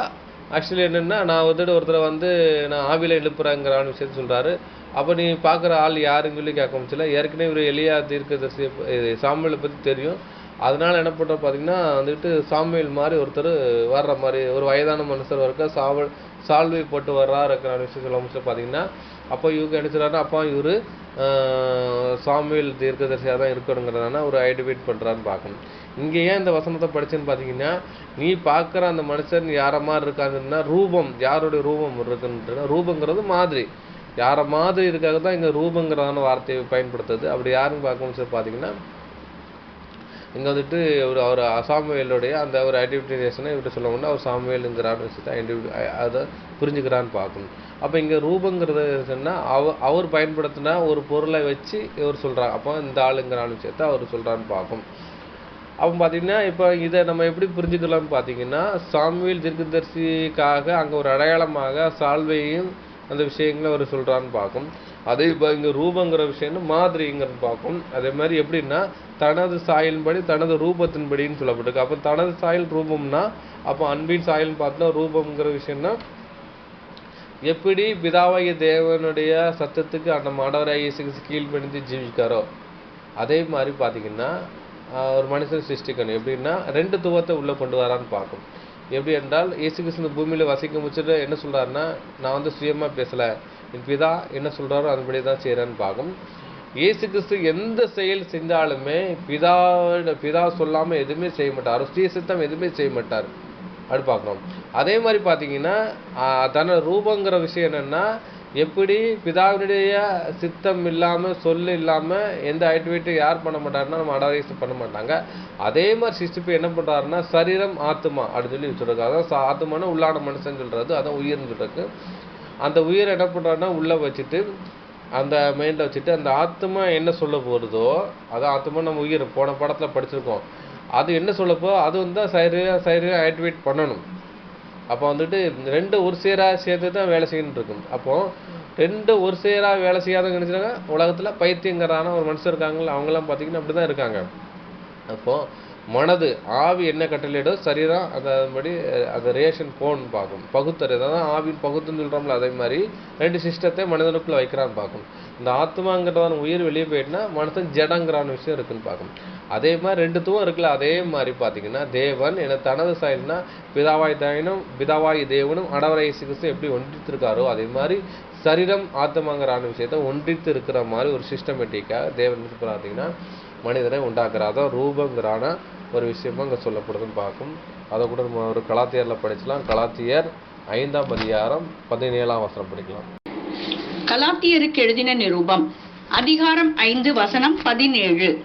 மாம்சம் ஆவிக்கு விரோதமாகவும் ஆவி மாம்சத்துக்கு விரோதமாகவும் இச்சிக்கிறது. நீங்கள் செய்ய வேண்டும் என்று இருக்கிறவைகளை செய்யாத படிக்கு இவைகள் ஒன்றுக்கொன்று விரோதமாய் இருக்கிறது. ஆவி மாம்சத்துக்கு விரோதமாக விரோதிக்குதுன்னு சொல்லப்பட்டிருக்கும் பார்க்கும். ஆனா தேவன் படைக்க முச்ச பாத்தீங்கன்னா அந்த மாதிரி படைக்கப்படல பார்க்கும். ஆவி மாம்சம் ஆவிக்கு விரோதமாகவும் ஆவி மாம்சத்துக்கு விரோதமாக இச்சிக்கிறது. நீங்கள் செய்ய வேண்டாம் என்று சொல்லப்பட்டிருக்கான்னு பார்க்கும். நீங்கள் செய்ய வேண்டும் என்பதற்கு செய்யாதபடி இவைகள் ஒன்றுக்கொண்டு விரோதமா இருக்குன்னு சொல்லப்பட்டிருக்கு. ஆனா தேவன் என்ன படைச்சது எப்படின்னு பாத்தீங்கன்னா நல்ல சிஸ்டமேட்டிக்கா செஞ்சிருக்காரு. ஏன்னா ஆவியும் சரீரம் நினைக்கிறாங்கன்னா ஒரு பரிசுத்தத்தை நீதியிலும் வாழும்படியாக சிஸ்டமேட்டிக்கா பண்ண இருக்காது. அது மனது அந்த ஆவிங்கிறது நல்ல விஷயம் சொல்லணும், அதை தான் எனக்கு சரி செய்யணும் அப்படின்னு சொல்லுவாங்க. சிலவர்கள் சொல்லுவாங்க, இப்போ மனசாட்சியின்படி வாழப்பா, இல்லை மனசு என்ன சொல்றோம் அதுபடி செய்யுமான்றாங்க. மனசாட்சின்னு சொல்றது தேவன் கொடுத்தோன்னா அந்த ஆத்மாங்கிறதான அந்த ஆவி இருக்குது விஷயம். அது நல்ல விஷயமா தான் சொல்லும், அது நல்லா தான் சொல்லணும், தீய சொல்லாது பார்க்கணும். அதே மாதிரி அது நல்ல அந்த அடிப்படையில் தான் இங்கே என்ன பண்ணுறா பார்த்தீங்கன்னா பிதாவாய் தேவன் ஆண்டவரை எப்படி இருக்காங்களோ, 2 பேர் எப்படி இருக்காங்களோ, பிதாவாய் தேவன் சொல்கிறத இயேசு கேட்டு சிவிக்காங்களோ அதே மாதிரி தான் என்ன பண்ணுறோம் பார்த்தீங்கன்னா மனிதனை நினைச்சாரு அந்த ஆத்மா ஆவிங்கிற ஒரு விஷயத்தை படைச்சு சரீரத்தை டிபார்ட்மெண்ட்டாக ஆளுகை பண்ணுறான்னு பார்க்கணும். அப்போ தேவன் சொல்லாததை கீழ்ப்படியாமல் காட்டினது யாரு? சாத்தான். அது அந்த விழுந்து போன தூதன் பார்க்கணும். அப்படி கீழ்ப்படியாமல் செஞ்சாலும் என்னதான் பார்க்கும், அதை நம்ம சாத்தான் சொல்கிறோம். அப்படி தானே? தேவன் சொல்ல கீழ்ப்படியாமல் செய்த பாவம் சொல்கிறோம். அப்படி தானே? அதை ஆதாம் செஞ்சாரு, சாத்தான் நினைச்சதை கீழ்ப்படியாமல் காமிச்சான்னு பார்க்கணும். அதே மாதிரி ஆத்மாங்கிறான ஒரு விஷயத்த நல்லதாக படைச்சிருக்காரு, அதுக்கு எடுத்துக்கூடாது கீழ்ப்படியாமல் போகக்கூடாதுங்கிறான ஒரு விஷயத்தை தான் கீழ்ப்படியாமக்குள்ளே போனால் பாவமாக இருக்குங்கிற விஷயத்தை தான் தேவன் அன்னைக்கு உணர்த்தி தான் தேவன் ஒரு நல்ல கெட்டது பண்ணார். தேவன் எப்படி அதுக்கு 2 துவமாக இருக்காரோ, 2 துவம் மீன்ஸ் என்னென்னா பிதாவாய் தேவன் ஆண்டவர் இயேசு கிறிஸ்துக்கு 2 பேர் ஒன்றியிருக்காங்களோ அதே மாதிரி சரீரம் ஆத்மாங்கிறான விஷயத்த ஒன்றித்து அங்கே வச்சிருக்கான்னு பார்க்கணும். அடுத்தபடி அன்புக்குரிய சகோதரர்களே படிச்செல்லாம் ஆதியாகமம் 1ஆம் அதிகாரம் 27ஆம் வசனம். ஆதியாகமம் அதிகாரம் 1 வசனம் 27. தேவன் தம்முடைய சாயலாக மனுஷனை சிருஷ்டித்தார், அவனை தேவ சாயலாகவே சிருஷ்டித்தார், ஆணும் பெண்ணுமாக அவர்களை சிருஷ்டித்தார். இங்க சொன்னாரு, இங்க சொல்ல முடிச்ச பாத்தீங்கன்னா தேவன் நினைச்சது மனித சிருஷ்டியரை தனது சாயலின்படி சிருக்காரு, ஆணும் பெண்ணுமாக அங்க சிருஷ்டிக்கிறான்னு பாருங்க. தேவன் தம்முடைய சாயலாகவும் சிருஷ்டித்தார், அவனை தேவ சாயலாக சிருஷ்டிக்காரு. அப்போ பாத்தீங்கன்னா 2 விஷயம் இருக்கு. தனது சாயல்னு சொல்லப்பட்டிருக்கு, தனது சாயல் தேவ சாயல்னு சொல்லப்பட்டிருக்கு. அது என்ன அப்படின்னு பாத்தீங்கன்னா தேவ சாயலுங்கிறது என்ன, பிதாவாய் தேவன் ஆண்டவரை இயேசு கிறிஸ்து சேர்த்து சொல்லப்பட்ட ஒரு விஷயம் பார்க்கும். ஒன்று அன்பின் சாயல், 2வது அவங்க ரூபங்கிறது அந்த விஷயத்தை சொல்லப்பட்டிருக்கும். ஆணும் பெண்ணுமா சிருஷ்டிக்கப்பட்டன்னு இருக்கு. இப்போ 1ஆம் அதிகாரத்தை சொல்ல முடிச்சு பார்த்தீங்கன்னா ஆணும் பெண்ணுமா சிருஷ்டிக்கப்பட்ட மாதிரி இருக்கும். 2ஆம் அதிகாரத்தில் பார்த்தீங்கன்னா இங்கே வந்துட்டு ஆதாமன் அயந்திர நித்திரைக்கு பண்ணதுக்கப்புறம் அவருடைய விழா எலும்பு எடுத்து அதுக்கு அவர் உருவாக்குற மாதிரி படைச்சிருக்கும். ஆனால் 2ஆம் வசனத்தில் என்ன சொல்லப்பட்டிருக்குன்னா சிருஷ்டிப்புலாம் முடிஞ்சிட்டு தேவன் ஓய்ந்திருந்தான் இருக்கும். ஓய்ந்திருந்ததுக்கு அப்புறம் தான் இங்கே என்ன பண்ணியிருக்கோம், இங்கே என்ன சொல்லப்பட்டிருக்குன்னா 2ஆம் அதிகாரத்தில் ஏவலை படைச்சப்பான்னு இங்கே சொல்லப்பட்டிருக்கும். ஆனால் 1ஆம் அதிகாரத்தில் என்ன சொல்லப்பட்டிருக்குன்னா வந்துக்கிட்டு 6ஆவது நாளில் யாரெல்லாம் படைக்கப்பட்டிருக்காங்கன்னா ஆதாம் ஏவாளை, அதாவது ஆதாம் ஏவாளையும் எங்கே படைச்சிருக்காருன்னு பார்த்தீங்கன்னா அந்த 6ஆவது நாளில் படைச்சிருக்காருன்னு சொல்லப்பட்டிருக்கு. அதான் சொன்னது தேவ சாயலாம் படைச்சாரு, ஆணும் பெண்ணுமாக சிருஷ்டிக்காரு. அப்போ தேவ சாயலின்படி யாரை தான் சிருஷ்டிட்டாங்கன்னா மனிதனை படைச்சிருக்காரு, ஆணும் பெண்ணுமா சிருஷ்டிக்காரு. எப்போ சிருஷ்டிக்காருன்னு பார்த்தீங்கன்னா அந்த 6ஆவது நாள்லேயே சிருஷ்டிக்கப்பட்டிருக்காரு. இங்கே சொன்ன பண்ணு இங்கே 2ஆம் அதிகாரத்தில் சொன்னதால வந்துக்கிட்டு சிலர் என்ன சொல்லுவாங்க 7ஆம் நாள்னு சொல்லுவாங்க. அப்படி கிடையாது, 6ஆம் நாளில் தான் சிருஷ்டிக்கிறாரு. அது வந்துட்டு அது எப்படி சிருஷ்டித்துங்கிறான்னு விஷயத்த இந்த 2ஆம் அதிகாரத்தில் சொல்லியிருப்போம் பார்க்கும். ஆதியாகமம் 2ஆம் அதிகாரம் 7 அதுக்கப்புறம் 20, 23 வரை படிக்கலாம். ஆதியாகமம் அதிகாரம் 2 வசனங்கள் 7 மற்றும் 20 முதல் 23 வரை. தேவனாகிய கர்த்தர் மனுஷனை பூமியின் மண்ணினாலே உருவாக்கி ஜீவ சுவாசத்தை அவன் நாசியிலே ஊதினார், மனுஷன் ஜீவாத்துமாவானான். அப்படியே ஆதாம் சகலவித நாட்டு மிருகங்களுக்கும் ஆகாயத்து பறவைகளுக்கும் சகலவித காட்டு மிருகங்களுக்கும் பேரிட்டான். ஆதாமுக்கோ ஏற்ற துணை இன்னும் காணப்படவில்லை. அப்பொழுது தேவனாகிய கர்த்தர் ஆதாமுக்கு அயர்ந்த நித்திரையை வர பண்ணினார். அவன் நித்திரை அடைந்தான். அவர் அவன் விலா எலும்புகளில் ஒன்றை எடுத்து அந்த இடத்தை சதையினால் அடைத்தார். தேவனாகிய கர்த்தர் தாம் மனுஷனில் எடுத்த விலா எலும்பை மனுஷியாக உருவாக்கி அவளை மனுஷனிடத்தில் கொண்டு வந்தார். அப்பொழுது ஆதாம், இவள் என் எலும்பில் எலும்பும் என் மாம்சத்தில் மாம்சமாய் இருக்கிறாள், இவள் மனுஷனில் எடுக்கப்பட்டபடியினால் மனுஷி என்னப்படுவாள் என்றான். இப்போ வந்து 2ஆம் அதிகாரத்துல வந்துட்டு 3ஆம் வசனத்துல அவர் கிரியேஷன்லாம் முடிஞ்ச மாதிரி சொல்லியிருப்போம், ஓய்ந்திருதான் சொல்லப்பட்டிருக்கோம். ஆனா 7ஆம் வசனத்தை என்ன சொல்லிருப்போம்னா, கர்த்தர் மனுஷனை பூமி மண்ணினால உருவாக்கி ஜீவ சுவாசத்தை ஊற்றினா ஜீவ ஆத்மானான் இருக்கு. அப்போ வந்து மனுஷனை படைத்த விதத்தை இங்க சொல்றாரு. அவனை படைத்த விதத்தை சொல்லிட்டு அவனை ஏதோ தோட்டத்தில் வச்சதை சொல்லியிருப்பாரு. அதே மாதிரி பார்த்தீங்கன்னா இங்கே வந்துட்டு ஆதாம் படைத்த அந்த ஸ்ட்ரக்சரை சொல்லி முடிச்சுட்டு இங்கே ஏவாளை குறித்ததானோ அவர் சொல்கிறாரு. ஏவாள் எப்படி சிருஷ்டிக்கப்பட்டாங்கங்கிற விஷயத்தை அவர் வந்து சொல்ல முச்சில தான் இங்கே பண்ணுறாரு. ஏன்னா மிருகங்கள் பறவைகளுக்கெல்லாம் பேர் வச்சதுக்கப்புறம் பார்த்தீங்கன்னா நம்ம சாயல்படி எதுவும் வரலையா. ஏன்னா பூனை சாயலில் நிறைய வந்து பூனைகள் வந்துச்சு, நாய் சாயல் நிறைய நாய் வந்துச்சு, நம்ம சாயலில் யாருமே வரலையா அப்படின்னு சொல்லிங்கிறான அவனுக்கு என்ன வருது. இன்னொன்று பார்த்தீங்கன்னா அதுக்கப்புறம் தான் நினச்சிட பார்த்தீங்கன்னா படைக்காரு. இது எப்போ படைக்காருன்னா 6ஆவது நாளில் அடிச்சிடாரு, அது படைச்சு முடிச்சிடான்னு பார்க்கணும். இப்போ ஆதியாகமம் 2ஆம் அதிகாரத்தில் என்ன சொல்லப்படுதுன்னா ஏவாளை சிருஷ்டித்த விதத்தை தான் சொல்லப்படுது வழிய சொல்லப்பட்டிருக்கு. அது 7ஆம் நாளில் கிடையாது, 6ஆவது நாளில். அந்த 6ஆவது நாளில் முடிவில் தான் சொல்லப்பட்ட அதான் அந்த அதனால் முடிவில் 6ஆம் நாளில் படைக்கப்பட்டிருக்காரு. ஏன்னா மிருகங்கள் பறவைகள் ஜீவ மிருகங்கள் ஊரும் பிராணிகள்லாம் படைத்ததுக்கப்புறம் கடைசியாக தான் ஆதாம சிருஷ்டிக்கிறாருன்னு பார்க்கும். அப்போவுமே என்ன செய்யாது ஏவாளையும் சிருஷ்டிக்காருங்கிற விஷயம் சொல்லப்படுதுன்னு பார்க்கும். கடைசியாக படித்து முடிச்சிடலாம். ஆதியாகமம் 1ஆம் அதிகாரம் 28 முதல் 31ஆம் வசனம் வரை படிச்சிடலாம். ஆதியாகமம் அதிகாரம் 1 வசனங்கள் 28 முதல் 31 வரை.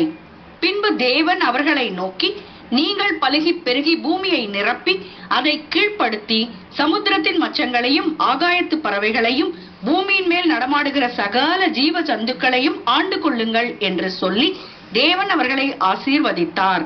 பின்னும் தேவன், இதோ பூமியின் மேல் எங்கும் விதை தரும் சகலவித பூண்டுகளையும் விதை தரும் கனி மரங்களாகிய சகலவித விருட்சங்களையும் உங்களுக்கு கொடுத்தேன், அவைகள் உங்களுக்கு ஆகாரமாய் இருக்க கடவது.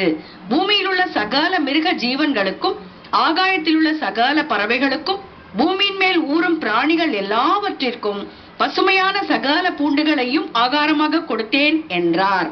அது அப்படியே ஆயிற்று. அப்பொழுது தேவன் தாம் உண்டாக்கின எல்லாவற்றையும் பார்த்தார், அது மிகவும் நன்றாயிருந்தது. சாயங்காலமும் விடியற்காலமும் ஆகி 6ஆம் நாள் ஆயிற்று. அப்போ பார்த்தீங்கன்னா எப்படி அந்த ஒவ்வொரு கிரியேஷன் முடிஞ்சதுக்கப்புறம் அதை ஆசீர்வதிக்காரு அப்படிதானே. மீன்களையும் பறவைகளையும் படைச்சு முடிச்சோன்னா ஆசீர்வதித்து நீங்கள் பழகி பெருகி பூமி நிரப்புங்கன்னு சொல்லி ஒரு ஆசீர்வாதத்தை கட்டளையிடுகிறார். அதே மாதிரி மிருகத்துக்கு அமைச்சிடாரு, அதே மாதிரி கட்டளையிடுகிறார் அப்படிதானே. அதே மாதிரி பார்த்தீங்கன்னா என்ன சொல்கிறாருன்னு பார்த்தீங்கன்னா மனுஷனே நினைச்சதாரு பார்த்தீங்கன்னா அதே மாதிரி ஆசீர்வதிக்கிறான்னு பார்க்கும். என்ன ஆசீர்வதிக்கும் பார்த்தீங்கன்னா, பின்பு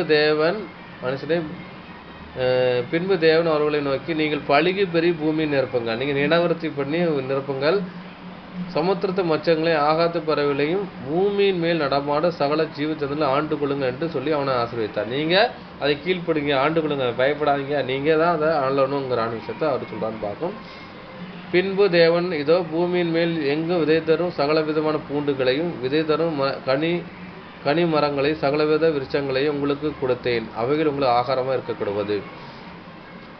யாருக்கு கொடுக்கான்னு பார்த்தீங்கன்னா மனுஷனுக்கு கொடுக்குறாரு. கொடுத்துட்டு சொல்கிறாரு, அதை மிருகங்கள் பறவைகள் எல்லாருக்கும் அதை எப்படி அப்ளிகேஷன் ஆகும். இதை மனுஷனுக்கு மட்டும் சொல்ல முடியாது, இதாகும். அதுக்கு 30ஆம் வசனம் படிக்கும் போது பார்த்தீங்கன்னா, பூமியில் உள்ள சகல ஜீவ மிருகங்களுக்கும் ஆகாயத்து சகல பறவைகளுக்கும் பூமியின் மேல் ஊரும் பிரயாணிகளுக்கும் எல்லாவற்றுக்கும் பசுமையான சகல விதமான பூண்டுகளையும் ஆகாரமாக கொடுத்தேன், அப்படியே ஆயிடுச்சுன்னு சொல்லப்பட்டிருக்கு. அப்போ வந்துட்டு முதலாம் உலகத்தில் சொல்ல போச்சு பார்த்தீங்கன்னா இங்கே எதையுமே அடித்து சாப்பிடாதுன்னு பார்க்கணும், சரியா. அப்போ வந்துட்டு ஜீவ மிருகங்களுக்கு ஆகாயத்து பறவைகள் ஊரும் பிரயாணியர்களுக்கு என்னத்தை கொடுத்துருக்கானா பசும்புல்லை தான் ஆகாரம் கொடுத்துருக்காரு. அது வந்துட்டு சிங்கமாக இருந்தாலும் சரி புலியாக இருந்தாலும் சரி எல்லாமே என்னதான் புல்லை தான் செஞ்சுருக்கு.